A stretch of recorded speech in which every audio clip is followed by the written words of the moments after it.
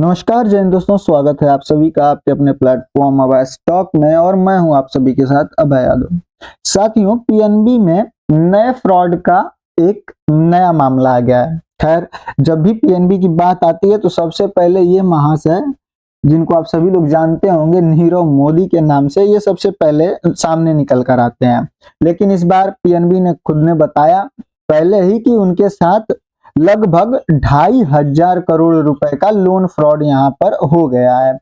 आइए इस वीडियो में समझते हैं कि पूरा मामला क्या है, कैसे पता चला और इससे क्या जिस तरीके की क्राइसिस उस समय आए थे फिर से होने वाले हैं, क्या है पूरा मामला, इसको विस्तार पूर्वक इस वीडियो के माध्यम से समझते हैं। तो चलिए स्टार्ट करते हैं। उससे पहले आप सभी लोगों से एक छोटी सी गुजारिश है साथियों कि अगर चैनल पर नया है तो सब्सक्राइब जरूर कर लीजिएगा। इस तरीके की न्यूज का एनालिसिस आप तक हमेशा सबसे पहले पहुंचाने का कार्य हम लोग करते रहेंगे। ठीक है, चलिए स्टार्ट करते हैं। देखिए यहाँ पर नया नाम जो निकल कर आ रहा है, ये 26 तारीख की जो है कि न्यूज निकल कर आई, हेडलाइंस बनी कि पीएनबी रिपोर्ट्स आरएस 2,434 करोड़ का यहाँ पर बोरवेल फ्रॉड जो है कि यहाँ पर हुआ है। एक कंपनी है जिसको कि श्री प्रमोटर्स, इसने आरबीआई को, इन्होंने पीएनबी ने बताया है कि श्री प्रमोटर्स के द्वारा ये कंपनी इसमें इन्वॉल्व है इस लोन फ्रॉड में, जो कि बोरवेल फ्रॉड है। बोरवेल फ्रॉड क्या होता है ये आगे आपको हम यहाँ पर बताएंगे किस तरीके का ये फ्रॉड है। तो इसको पीएनबी ने जो है वो रिपोर्ट किया, बताया किसको, आरबीआई को। यहाँ पर रूल है बताना अगर किसी भी प्रकार का इस तरीके की घटनाएं होती हैं तो। ठीक है, तो आगे चलिए अब आपको बताते हैं श्री क्या है ये। तो ये एक मतलब कंपनियों का ग्रुप है, इसमें भी कुछ ही कंपनियों का नाम यहाँ पर सामने निकल कर आया है।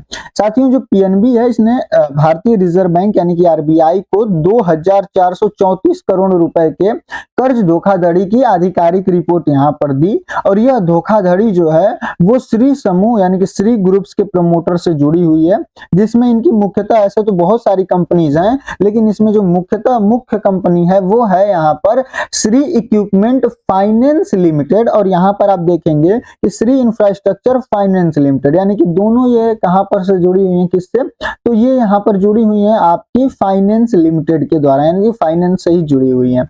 साथियों, यह जो दोनों कंपनियां हैं इनकी बुनियादी ढांचे और उपकरण वित्तीय पोषण के क्षेत्र में कार्यरत हैं, जो प्रमुख तौर पर non banking financial companies NBFC थी। और यह एक समय भारत के छाया बैंकिंग तंत्र का एक महत्वपूर्ण भूमिका जो है कि यहाँ पर ये निभाती थी। तो यानी कि यह, जैसे कि आप लोग बजाज फाइनेंस वगैरह का भी नाम सुनते हैं, जो यह भी एक तरीके से एनबीएफसी ही है।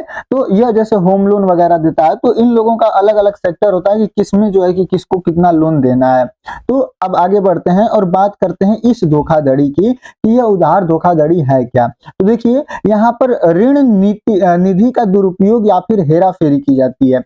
जो ये आपका यहाँ पर बोरवेल फ्रॉड हुआ है, इसका अर्थ है जैसे मान लीजिए इस कंपनी ने बताया कि हमको आपका मान लीजिए कि एक शोरूम है या फिर आपकी एक फैक्ट्री है जिसमें आप जो है जूते वगैरह बनाते हैं, तो आप बैंक से या फिर किसी कंपनी से लोन ये कह कर लेते हैं कि हम जो है कि इसका जो है कि मटेरियल खरीदेंगे या फिर इस इंडस्ट्री में इसको इन्वेस्ट करने के लिए लेके जा रहे हैं। लेकिन आप करते क्या हैं, तो आप उसमें इन्वेस्ट करने की जगह आप कहीं और जो है कि उस पैसे का इन्वेस्ट कर लेते हैं। मान लीजिए कि घर वगैरह बना लेते हैं आप यहाँ पर घर वगैरह बना लिए, तो यह भी एक तरीके का धोखाधड़ी हो गया कि आप जो है यहाँ पर साथियों, जो दूसरा हेरा फेरी है इसमें वित्तीय विवरणों का जो है कि हेरा फेरी किया जाता है, यानी कि जो यहाँ पर विवरण दिए जाते हैं, जो गिरवी चीजें रखी जाती हैं, इन सारी चीजों को बढ़ा चढ़ाकर बताया जाता है।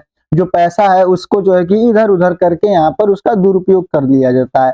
तो इस तरीके के फ्रॉड जो है कि इसमें आते हैं। साथ ही जो यहाँ पर संपत्ति रखी जाती है गिरवी, इसको मतलब मान लीजिए कि आपका जो चीज दिखाकर यहाँ पर लोन ले रहे हैं वो है मान लीजिए 500 रुपए का, लेकिन आप वहां पर चढ़ाकर बता दिए कि नहीं ये 5,000 रुपए की इसकी जो है कि प्रॉपर्टी है। तो इस तरीके का इसमें आता है।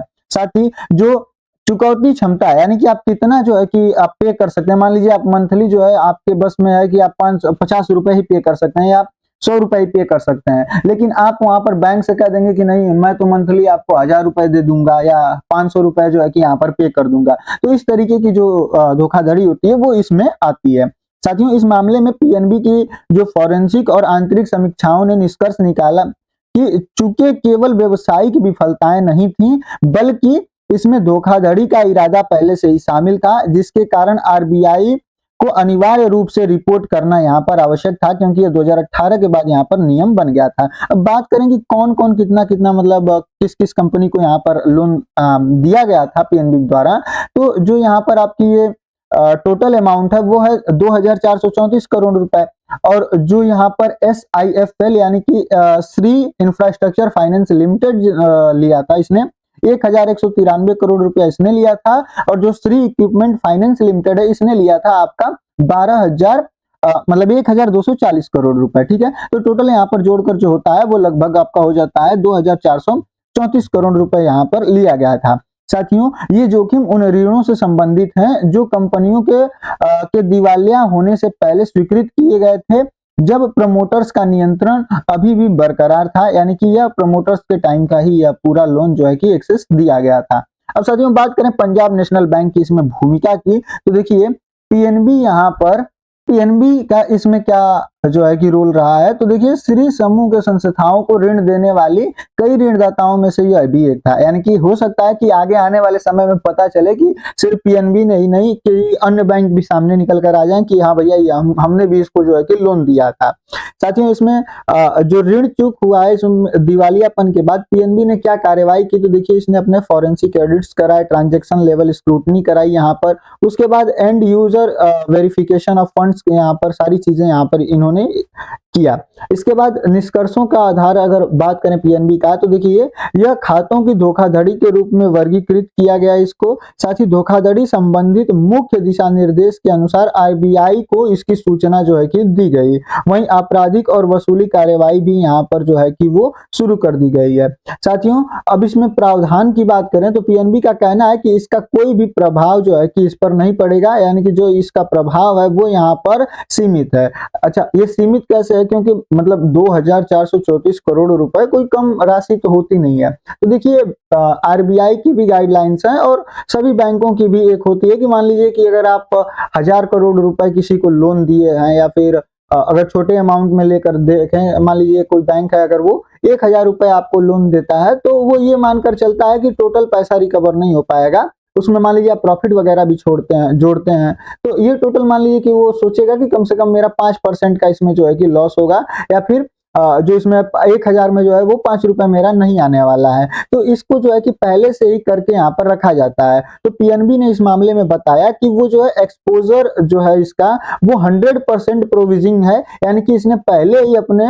प्रॉफिट में से 2434 करोड़ रुपए को मान के ही चला था कि ये पैसा इनको रिटर्न नहीं आने वाला है। तो इसने अपने पहले से जो प्रॉफिट था उसमें से ही इसको खत्म कर दिया था, यानी कि घटा लिया था। इसके वजह से फिलहाल बैंक को कोई भी नुकसान नहीं होगा, यानी कि जो भी ग्राहक है उनको कोई ज्यादा असर यहाँ पर देखने को नहीं मिलेगा, पहले जैसी स्थितियां यहाँ पर नहीं बनेंगी। अब बात करें दिवालियापन के पहलू की, तो देखिए जो CIRP है और जो NCLT है, इसने SEFL और जो SIFL है, दोनों कंपनियां हैं, इनके दिवालियापन और जो दिवालियापन की धारा है IBC 2016 के तहत, इसमें कारपोरेटिव दिवालियापन समाधान प्रक्रिया जिसको कि CIRP कहा जाता है, इसका उपयोग करते हुए राष्ट्रीय कंपनी कानून न्यायाधिकरण जो कि NCLT है, जो इस तरीके के मामले को देखती है, उसके तहत जो है वो दिवालियापन यहाँ पर स्वीकार इसको किया गया था, यानी कि ये पूरी तरीके से बर्बाद हो गई है। अब वहीं इसमें मुख्य बिंदुओं की बात करें तो जो IBC कंपनियों के लिए समाधान प्रदान करता है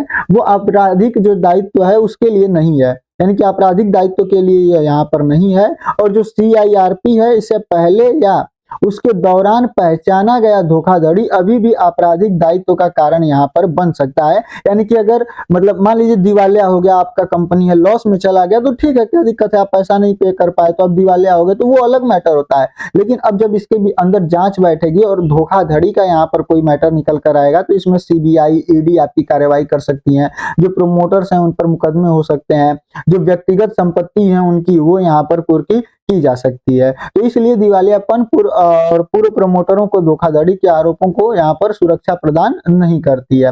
अब बात करें जो पूर्व प्रमोटर थे, तो इस पर ध्यान केंद्रित करने का क्या कारण था, तो देखिए यह धोखाधड़ी स्पष्ट रूप से पूर्व प्रमोटरों से ही जुड़ी हुई है, जिसका अर्थ है कि अनियमितताएं तब हुई जब ये प्रवर्तक के संचालन को नियंत्रित किया था। वहीं जो CIRP है इसके बाद प्रबंधन को इसमें यहाँ पर इसका जो है कि कोई भी हाथ नहीं है।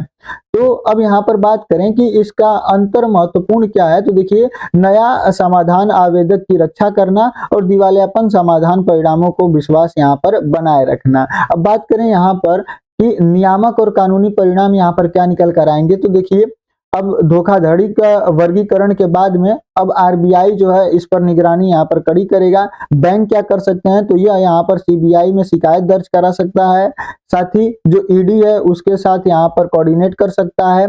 वहीं अगर प्रमोटरों का सामना करना पड़ सकता है, उनको जो है कि आपराधिक मुकदमों का यहाँ पर सामना करना पड़ सकता है। साथ ही जो PMLA है इसके तहत यहाँ पर इनकी जो प्रॉपर्टीज है वो भी यहाँ पर कुर्की की जा सकती हैं। वहीं निदेशकों का क्या हो सकता है, तो देखिए भविष्य में वित्तीय भूमिकाओं के प्रतिबंधित यहाँ पर किया जाना, ये जो है कि चीजें यहाँ पर RBI और जो बैंक्स हैं वो यहाँ पर कर सकते हैं। उम्मीद कर रहा हूँ ये PNB का पूरा फ्रॉड क्या था आप लोग को अच्छे तरीके से समझ में आ गया होगा। बाकी आप लोग की अपनी जो भी राय होगी PNB को लेके कि मतलब इसी बैंक का इतना ज्यादा नाम क्यों आता है, और अन्य जो भी आपकी अपनी राय होगी कमेंट सेक्शन में बता सकते हैं। बाकी आप सभी लोगों का वीडियो में लास्ट तक बने रहने के लिए, चैनल को सब्सक्राइब करने के लिए बहुत बहुत धन्यवाद।